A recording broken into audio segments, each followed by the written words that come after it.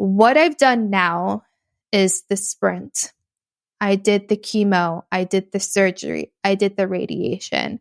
But now with this portion of the therapy, I'm in a marathon. And I think it's okay. I think there's so many factors that women choose to take it and choose to not take it. And I think just kind of like weighing out your pros and cons and then being confident in your choice, I think is so important in whatever way you decide to go with treatment. Hi, everyone. Welcome to season 2. This is Shauna. And this is Rosalina. And we're your hosts for Too Young for This Shit podcast. This podcast is not just about boobs, but our journey with cancer. We are young millennials, open about giving you a raw and unfiltered look into our lives. We are in no way medical professionals, nor are we offering medical advice. Any medical references are cited directly from public websites or from our personal diagnosis. Some topics and stories may be triggering to those who are fighting, have fought, or have loved someone with cancer. Hi, everyone. This is Rosalina. And this is Shauna. Welcome back to the Too Young for This Shit podcast. Today, we're going to talk about our journey through hormonal therapy. Shauna, let's give the listeners your update first. I'll just give like a quick recap of what I was on before I give my update. The day I started chemo was my first Zoladex shot. And I was on that through chemo and up until middle of radiation. I ended up feeling like very achy, feeling very fatigued, like having a hard time like walking, having a hard time with like joint pain and just like overall not feeling great. So I talked to my oncologist and she had switched me to the Lupron shot. Had my first Lupron shot the beginning of November 2021. Between November and January, like right up into the new year, my last Lupron shot was the first week of January, having even worse pain on the Lupron. Again, I think it was a whole combination of finishing radiation, coming off radiation, and just active treatment. I was miserable, crying all the time, in pain all the time, barely able to walk, barely able to function. I like had made the decision in February that I didn't want this in my body anymore. I was like, I'm done. I'm not doing this shot. I walked into my oncologist's office, like basically knowing I was going to refuse this hormone shot.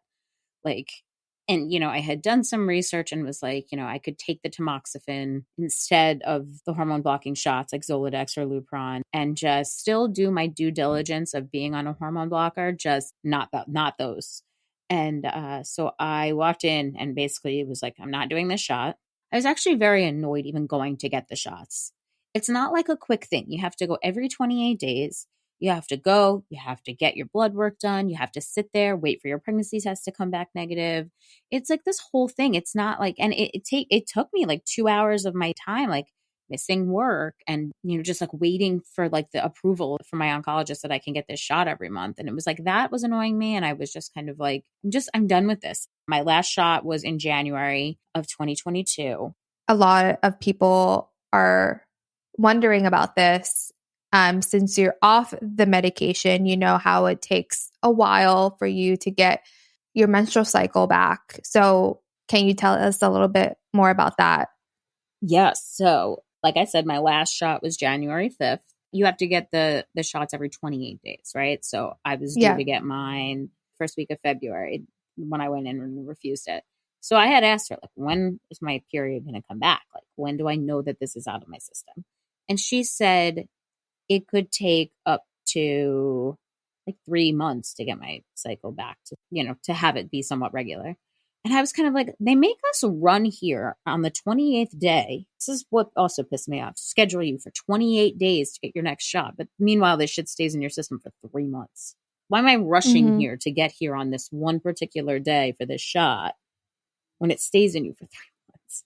Yeah, they just want to take precautions and make sure that you're suppressed like all the way. I know. It's just like, yeah, I don't know. It used to like piss me off because then I'd be sitting there, I'm like trying to, you know, like work around my work schedule because I had to be there on the 28th day. Like, yes. Annoying. So my last period was about 2 weeks actually before I started chemo. She was absolutely right. It was 3 months. And it's so weird. I got my period literally the same day of my last period from last year. No Yeah, way. it was weird. Oh, Like the wow. month. So That is I weird. had literally like a year of like exactly a year of no menstrual cycle. Before breast cancer, I was on the NuvaRing, and I was on it since I was 17 years old. I loved it. It was like my cycle was always regular. Like I never had cramps. I never had excessive bleeding. It was just like I would have like my period for like a day and a half, and that was it. Like it was so consistent, easy, like clockwork. I never really overthought it. I never experienced, I would PMS, but like I wasn't even like like I was never like crazy, you know? Like I'd be hungry the week before I got my period. That was basically, and then like a little cranky, but like not like there was nothing crazy. It was like never an issue for me. Like I would like hear people that were like in bed for like 3 days. You know, my sister being one of those people with just like cramps and really uncomfortable and like puking. And I'm like, I've never never experienced like a period like this. I'm not gonna lie, my first period back, I did have some cramping a lot longer than the periods I've had in the past, but like I haven't had any spotting since my first period. And honestly, it felt good. Like I felt like I know this sounds like so crazy, but like I felt like I needed to bleed. Like I felt like I needed it to happen. It was like cathartic. It meant like everything was like I think I just like needed it was like needed to literally shed it. Like I just needed it to be done. Like it made it very real that like this shit is out of my body. And I think that for like from a Yes, mental right. standpoint, it was like Yes. a good place to be in. Yeah. As the months were going on, I felt like better. I felt like way better. My joints were looser. Felt even like the brain fog. It was getting like progressively like lessening as the time was going on, and I just kind of kept feeling like a little bit more like myself. Like I felt like myself before having breast cancer. And I was so miserable in the beginning of the year. Just felt like I was coming back to life, and it was just like a really great feeling. And I was still meeting with my oncologist as the months like went on, and just like checking in every month, still getting blood tests. And the plan, was to like start tamoxifen, but they wanted the Lupron out of my system first. So they've been supportive. They're not like pressuring me into being on something like I think they would prefer that I'm on some sort of hormone blocker. Like it's not like this urgent thing where they're like pushing me to start it immediately. So that has also, I think, been helpful because I've really been sitting here and weighing whether or not I even want to be on anything, which I know is, I don't want to say reckless. I mean, it could be a reckless decision, but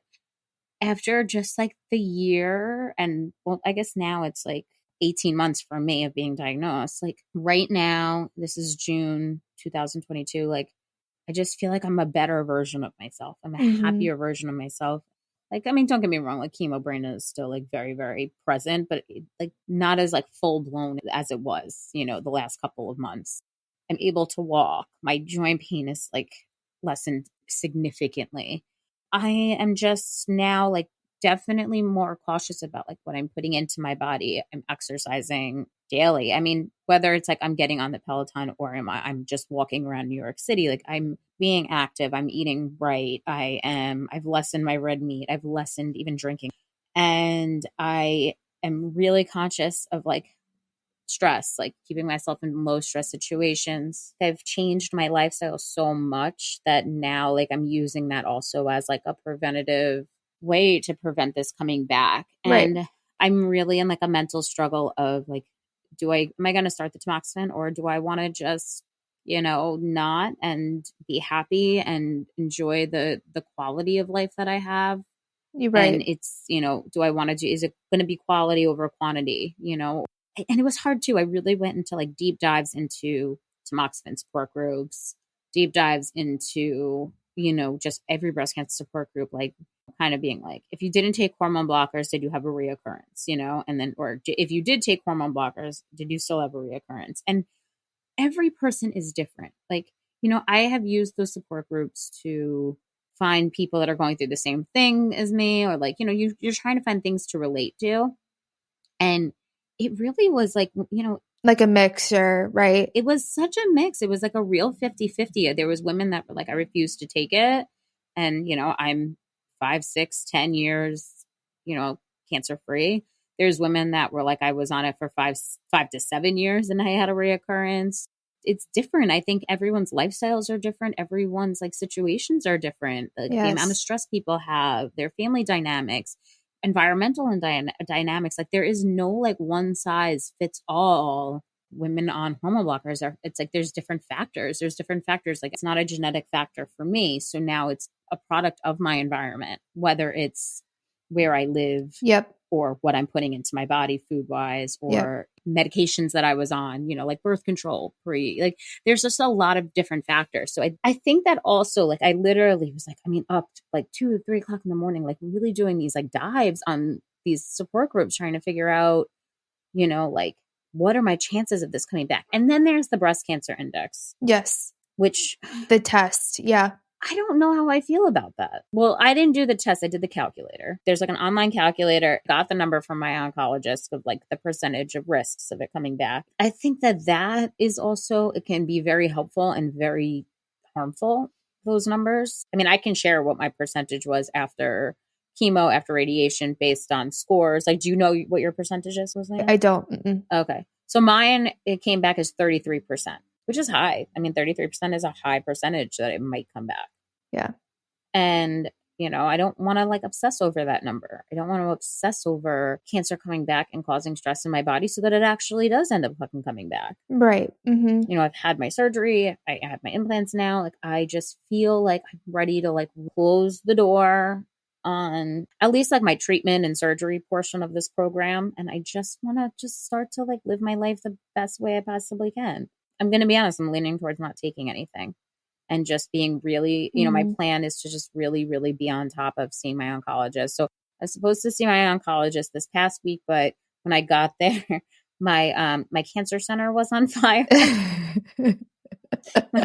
It's like no joke. She's not joking. She's not joking. It was real life. I got there and there was like 7 fire trucks and they wouldn't let anybody in the building because there was a fire. And, it's so funny because it just seems like very on brand for my life. Like my life is just fucking chaos all the time. Like I think I texted Rosalina and like, I told you, I had spoken to you and I told you about it. And you were like, wait, what? Yes. I don't know why I get shocked anymore. I know. I laugh because I just feel that it just happens to you. Like for whatever reason, it just happens. And I just can't believe it. It truly does. Like there's nothing. And even I think saying it to you, like, yeah, my cancer center was on fire. Like, no, there's no emotion. There's no reaction. It's just like, it was another Tuesday, like, it's so ridiculous. But yeah, so that was my appointment with my oncologist. maybe it wasn't meant to be because maybe like you're not supposed to talk to your oncologist that day. Think there was definitely some higher power being like, don't go there. Don't go there. You're good.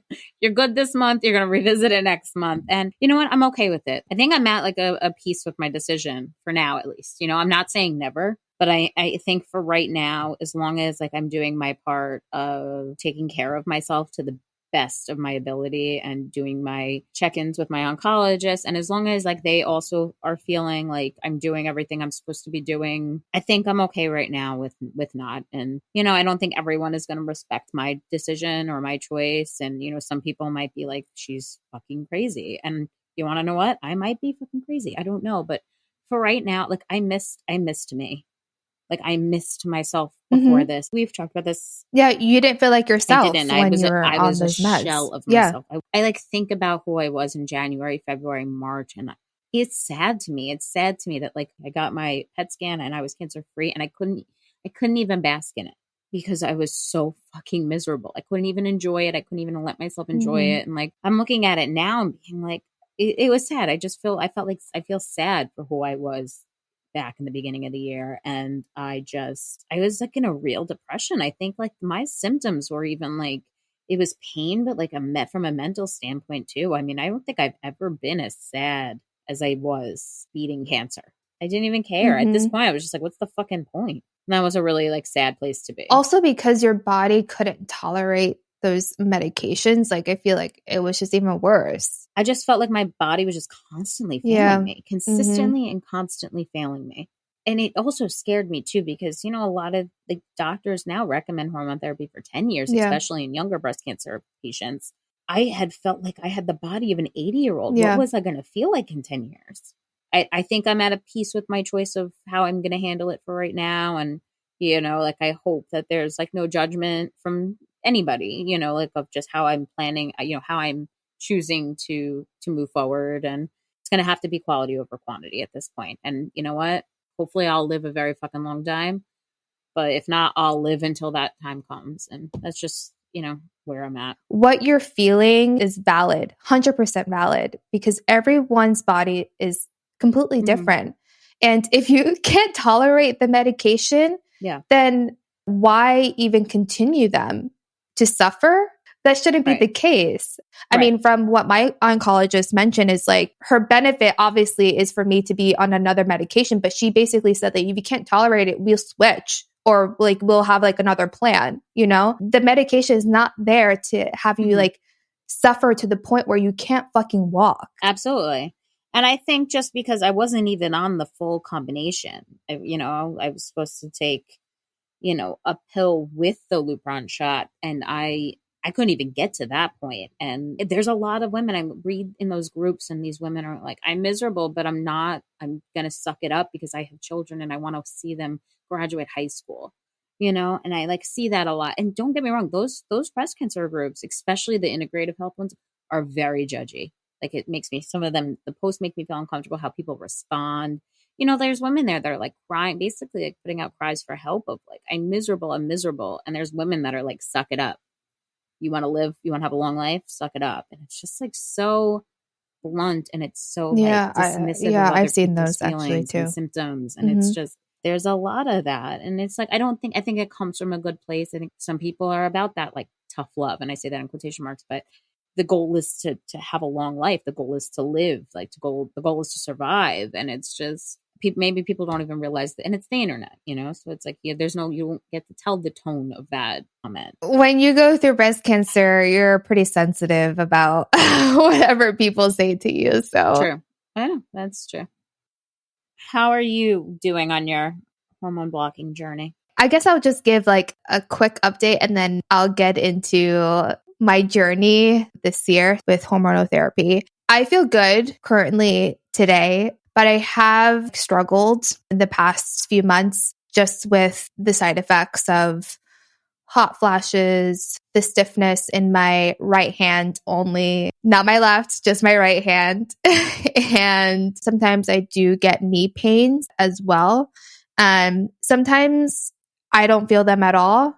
And then other times it just gets like so bad that like whenever I stand up, it's just so hard. But I am tolerating the drugs well, other than those things. But with my journey thus far and what I've been going through, and I'm just going to tell you about my conversations that I had with my oncologist thus far. But before we get into that, I just want to give you just an overview of these certain medications of hormonal therapy that I'll be speaking about today in this episode. Aromatase inhibitor, which is a pill form of a medication, lower estrogen levels by stopping an enzyme in fat tissue from changing other hormones into estrogen. Just estrogen can fuel the growth of breast cancer cells. We all know that since Shauna and I are both hormone positive. The medication eliminates the production of estrogen in your fat cells as well. So there are 3 different types. There's anastrozole, letrozole, exemestane. These drugs don't stop the ovaries from making estrogen. They only lower estrogen level in women whose ovaries aren't making estrogen, which is why they combine Lupron with this medication. I know Shauna talked about the Lupron injection, but let me just give you an overview of what that does. So it shuts down the ovaries and stops them from producing estrogen. So there's less estrogen to fuel the growth of the hormone receptor positive breast cancer. So overall, it puts you into menopause.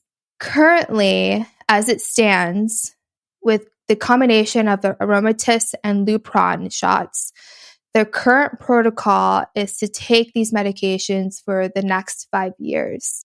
Another medication that was just FDA approved to be used for early stage breast cancer is called CDK4/6 inhibitors. And these are drugs designed to interrupt the growth of cancer cells. So these drugs are taken in addition to the aromatase inhibitor. So the drug that was FDA approved to be used for early stage breast cancer is called Verzenio. Now let's get into my journey. I've been taking the Lupron shots at the start of when I was doing chemotherapy. We've done that so I can preserve my eggs because we still wanted to take precautions. Even though I did my fertility and I preserved my eggs, we still decided that for just precaution purposes, we're going to be on Lupron. From when I started the Lupron shots, which was May of 2021, until I met with my oncologist to talk about hormonal therapy and the next steps, which was in December of 2021, that was about 8 months. Some of the side effects while being on Lupron is just lowering your drive for sex and intimacy, hot flashes, mood swings, joint pain, the stiffness in your hands, knees, etc. In the beginning, when I was getting injected with these Lupron medication, I was feeling a little bit of a mood swing, but I think that I don't feel any mood swings anymore. The only thing that I do have in terms of side effects is just the hot flashes, lower libido, and joint pains. So when I finished radiation back in November 2021, that was a time, 3 weeks later when I would see my oncologist again to discuss hormonal therapy options. Even though we've spoken about this way early on that she would recommend doing AI plus Lupron, there was just a lot of things going on and we didn't really get into the specifics with that combination. And so again, this was just a meeting to talk more in depth about my options. As my viewpoint of hormonal therapy and such, this was not a meeting I was looking forward to at all. And when I look back to the first time I discussed hormonal therapy at the beginning of my diagnosis, I was a complete mess. I was horrified that my quality of life would diminish and I wouldn't recognize myself. I remember crying myself to sleep and thinking that my life would be over once I start taking this medication. And so since that, I was terrified of the meeting that I was about to have with my oncologist 3 weeks after completing radiation. On December 3rd of 2021, I met with Dr. Master. And my partner, Brian, came with me because he knew how nervous and scared I was. He also compiled some questions that he wanted to ask the oncologist, and I also did as well. The first thing that I spoke to my oncologist about was the symptoms I'm experiencing with the Lupron shots, which was the joint pain and the stiffness in my right hand, and then also in my knees. Dr. Master mentioned that over time, I would start feeling joint pain because of the Lupron. And she mentioned that she said there was not a lot of things that you can do. She did mention I can try glucosamine, which is a supplement. And she mentioned that about 20 to 30% of people find a benefit from using that. I actually haven't taken that supplement at all, but I just wanted to mention that in case someone else who's listening to this might want to. But of course, ask your oncologist first. Wait, she said for hot flashes? For joint pain. And she mentioned that once I start the aromatase inhibitor, we can anticipate my joint pains and the stiffness in my hands to get worse. So obviously I was not happy to hear that. And I was terrified again. So here was a plan. She mentioned that, will keep me on Lupron injections monthly until my estrogen levels are adequately suppressed, and then potentially switch over to every 3 months. In combination with the Lupron, will be on the aromatase inhibitor. So one of the 3 drugs that I mentioned, which she actually prescribed me with anastrozole. So that's the first and only pill medication that I've been on. Then eventually, after she sees how I'm doing, how I'm tolerating the aromatase inhibitor, will eventually go to the CDK4/6 inhibitors. The other part that she mentioned with the Lupron injection was that they were now going to check my estradiol levels, which is through like a simple blood work, just to make sure that my estrogen levels are adequately suppressed. She did mention, which I thought was really interesting, that she finds that in women, particularly under 35, even though chemotherapy suppresses ovarian production of estrogen, about 6 months post-chemotherapy, the estrogen level will slowly creep up despite being on Lupron. So I remember just like reading on the Facebook support groups that there were some women whose estrogen levels like creepily like spiked. I was concerned about that. So that's what she like mentioned that that could happen. The other thing we talked about was monitoring bone density. She mentioned about starting to take calcium and vitamin D supplements because the medication, the aromatase inhibitor and the Lupron together lowers my estrogen levels. Estrogen is what supports our bone health. And so to mitigate bone loss, she wants me to adequately take calcium and vitamin D to support my bones. In the beginning of January, I took a bone density scan, just an x-ray of my bones. It's recommended to do every 1 to 2 years just to keep an eye on my bone strength. Your bone health really declines rapidly because you're put on menopause and these medications. She mentioned that bone loss takes a long time. It's not something that happens overnight. And it's after having low estrogen levels for an extended period. By taking the calcium, by taking the vitamin D, by doing like the strength training, we're doing that now, to prevent bone loss in the future. She also mentioned what I thought was interesting is that our bone health declines at the age of 25, so very slightly.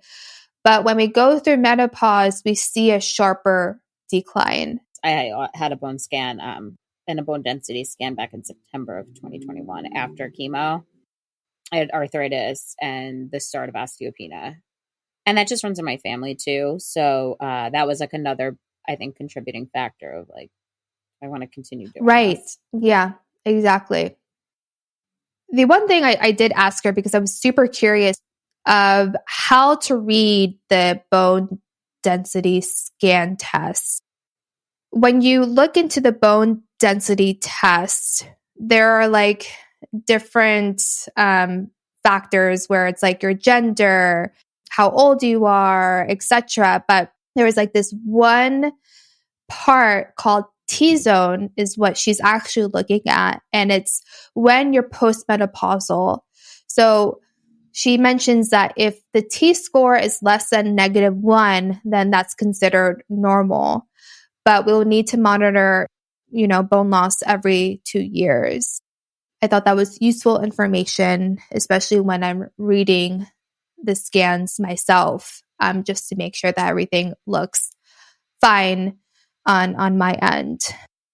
So one of the questions that Brian did ask was just about recurrence. How can we capture breast cancer recurrence? Like, what are the protocols, I guess, that they do in their practice? And basically, she mentions that, if you feel any symptoms like abdominal pain, headaches, I guess just like constantly, and it's not like, in and out, it's more of just like a constant thing, then they'll do imaging. If I feel any symptoms, the other part, which I thought was interesting, was that she says, if you look at the guidelines for breast cancer routine, imaging isn't recommended and it hasn't never shown to improve survival. So basically, they will only do imaging if I feel any symptoms. They're not going to do it just because, which I found that to be super interesting. The other thing that she mentioned, you know, she was kind of like painting a picture for me. She was just saying, what I've done now is the sprint. I did the chemo, I did the surgery, I did the radiation. But now with this portion of the therapy, I'm in a marathon. It's a great analogy. I know, it is. And she mentioned that now with this hormonal therapy, this portion is to prevent recurrence in the next 5 years and late recurrences because these cells are less active. If a recurrence were to occur, you can see it even after the 5-year mark. And she says, what we know about hormonal therapy is that after 5 years, there continued to be a benefit even after like the 5-year mark. In my viewpoint, I thought that it was to prevent recurrence just in the 5-year mark. I didn't know like it could also help after you complete hormonal therapy. And lastly, I just want to mention in this meeting, I mean, again, we talked an hour and just asked so many questions. But one thing that I asked her was how many women in her practice decided not to take hormonal therapy. I really just wanted her to be completely honest. And I'm not sure if she was, but this is what she said. She mentioned that 99.5% of all women take hormonal therapy in her practice. And so interesting. I asked her, I said, so their quality of life has it decreased? Like I was just mind blown with that percentage. Yeah. I thought this was a very strong ending to our conversation. She said, it is going to affect your quality of life 100%, but it will also save your life because it prevents metastatic disease. And so, you know, like what can you say after that? You can't argue with that case. Right.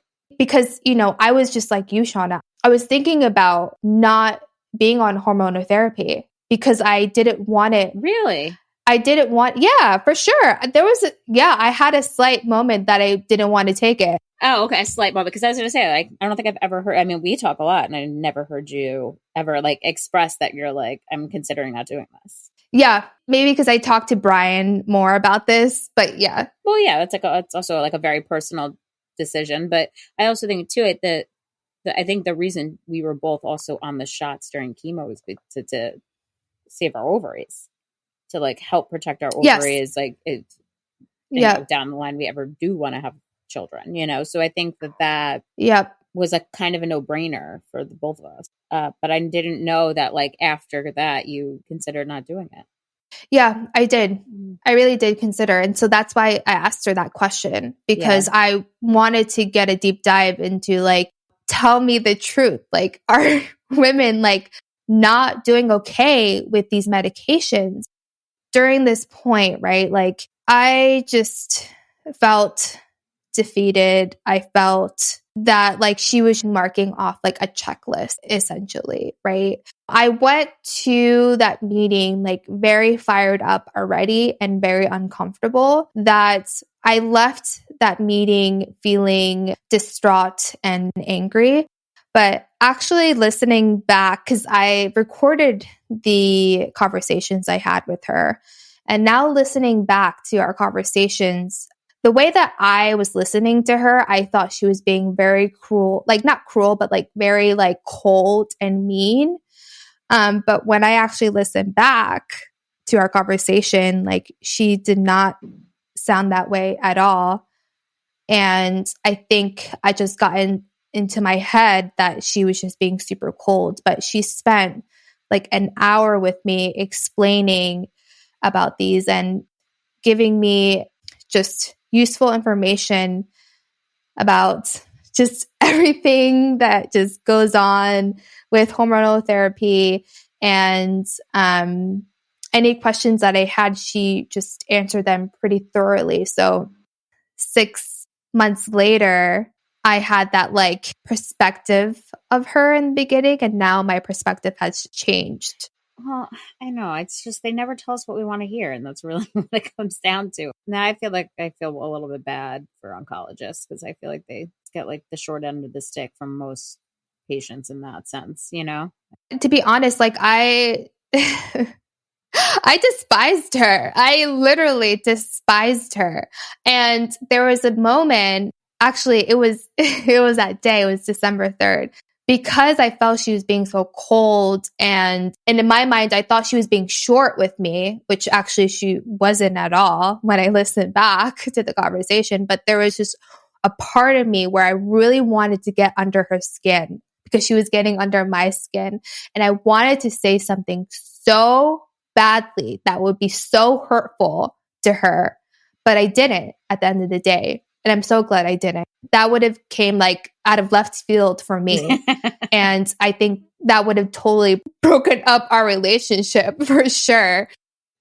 So I didn't take the medication until like 1 week after. So like December 8th, I was like kind of trying to prep my mind, prep my body for the unknowns of taking this medication. Absolutely. I met with my oncologist a month and a few weeks after. So I met her on my birthday, actually. I met her Happy on birthday to you. January 26th. I know, right? I was like, you know what? It doesn't fucking matter. I'm just going to meet with her.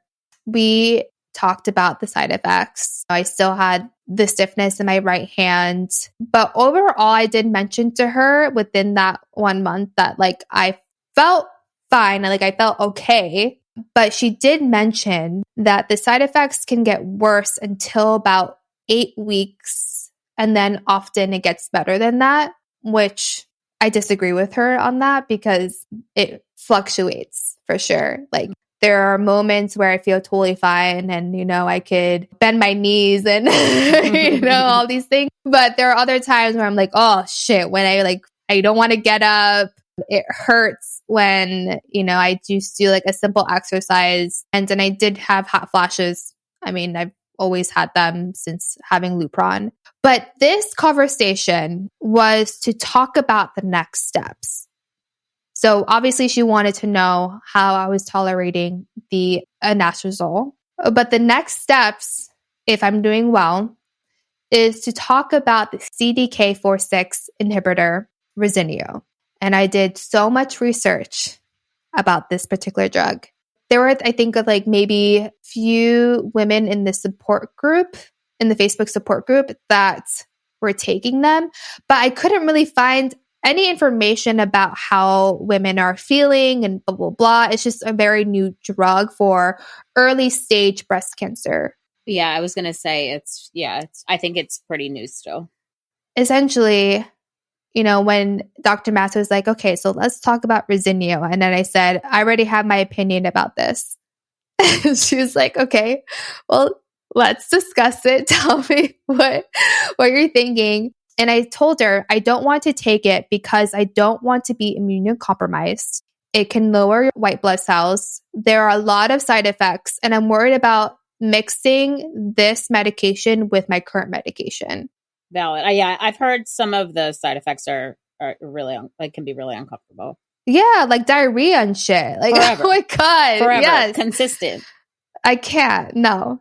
Yeah, no, I know. I also mentioned there's only one study for early stage breast cancer. That's not enough for me. And she did mention, yes, there's only one study. We only have a 2-year follow-up. So we don't know if the benefit would be substantial beyond that. And she says that does raise a question for her, you know, as an oncologist and other oncologists, because like they want to see that significant benefit. They are questioning, is there survival benefit of taking this additional medication with the aromatase inhibitor that you're currently taking? So I was happy in the sense that like she wasn't pushing this drug on me. And obviously I would like put my foot down and say, this is a hard no. Yeah. But I did mention to her that like I'll still keep my door open for this medication, but I need more information. And maybe if there's like more studies about this, then I'm here to listen.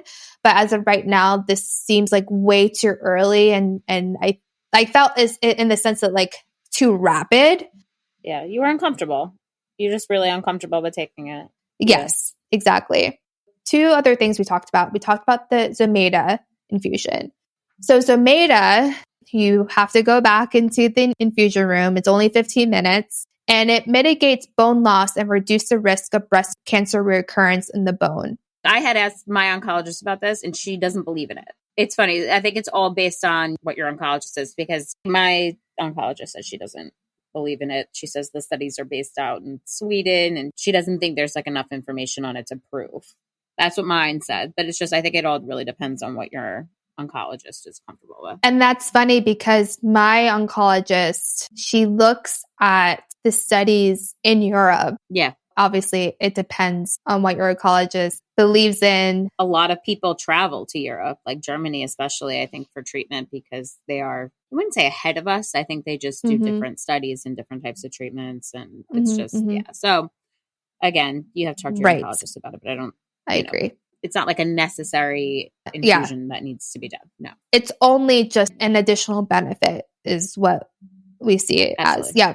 The Zometa infusion, you do it once every 6 months for 3 years. So 6 treatments in total. The side effects, though, she's mentioned that about 15% get like flu-like symptoms that last a few days. You're tired, you have body aches. You mostly see that side effects within the first infusion. I'm going to talk about when I did my first infusion after this conversation that I had with my oncologist. So the last thing that we spoken about was, Shauna, I guess your oncologist told you that you were like cancer-free, whatever, blah. And so I never really had that. She never like told me. So I was curious and I said, Dr. Master, am I NED? Which means no evidence of disease. Can you say that? Like, I just wasn't sure what the protocol was. And she says, as of right now, there's no cancer that we can see. What it comes down to is that we don't see any cancer when we do like a physical exam or any physical evidence of cancer recurrence. So that's what she basically mentions, that I have no evidence of disease. But she did mention that it doesn't account for microscopic disease, which is what we are trying to target with this medication. Just to wrap this all up, I had my Zometa infusion on February 25th, which is on a Friday. And I remember, I think I texted you, Shauna. I was like, You did. This is the worst thing I've experienced. I said, like, it feels like I'm doing chemotherapy all over again, meaning like how I was feeling with the body ache. So when I was on chemotherapy, I had like really bad excruciating muscle aches. That's exactly how I felt with the Zometa. When you told me this, I was like, thank God my oncologist is not on board with this. What the funniest thing was, and I think this is so stupid of me to do. So when I finished the Zometa infusion, 8 a.m. in the morning, by like, I don't know, 1 or 2, I was like, oh, I feel fine. Like, this is great. I don't feel any symptoms that they're saying. So I went on a long walk with Brian, and then I was like, Brian, let's just like go out and go to a restaurant, which was like 15 minutes from where we live. And so I had a beer, and then I had like ramen. And then towards like 8 or 9 p.m., when I was walking back is when I really felt it. I was like, holy shit. I feel like the pain in my back. I feel so exhausted, so tired. And so I recommend, please don't do this. Don't do what I did. I felt like optimistic because I did it 8, and then I was like, oh, by 2, I was like, oh, I thought I would feel the symptoms, but no, it took like longer. And you're having soup. Soup. Like in my head, I'm like, yeah, I'm having soup. I'm taking care of myself. That's kind of where I want to stop my journey and my progress throughout, these past 7 months. What do you think has been helping you with those symptoms? Can you just quick give up a couple of tips that have just helped you? You think that you've helped. Yeah, that's helped you. Let me just say, so I thought by just doing cardio, the knee pain would just go away, which is not the case. So I realized that doing strength training, it doesn't have to just be with weights. It could just be your own body weight. Really does help mitigate the pain that I have in my knees. And then also with hot flashes, limiting your alcohol, your caffeine, that's been helping. And I've been eating more vegetables. So I think that's also been helping as well. I have the opportunity to be in a study with UCLA looking into how to lessen the side effects when women are on the aromatase inhibitor. And so it's not medication based. It's only nutrition or exercise. So you get to be put in one of those. So I'm really excited to see how that does, but we can talk about that in another episode, potentially season 3.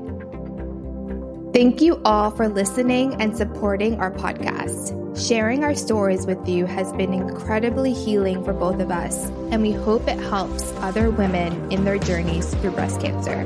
Ladies, if you enjoyed this episode, please share it with your friends and fellow breasties. Help us reach more women by subscribing and rating us on Apple Podcasts, Spotify, and now on YouTube. You can follow us on Instagram at TYFTS Podcast and email us at tyftspodcast@gmail.com. We love hearing from you guys, so shoot us a message. We will link any resources from the episode in our show notes.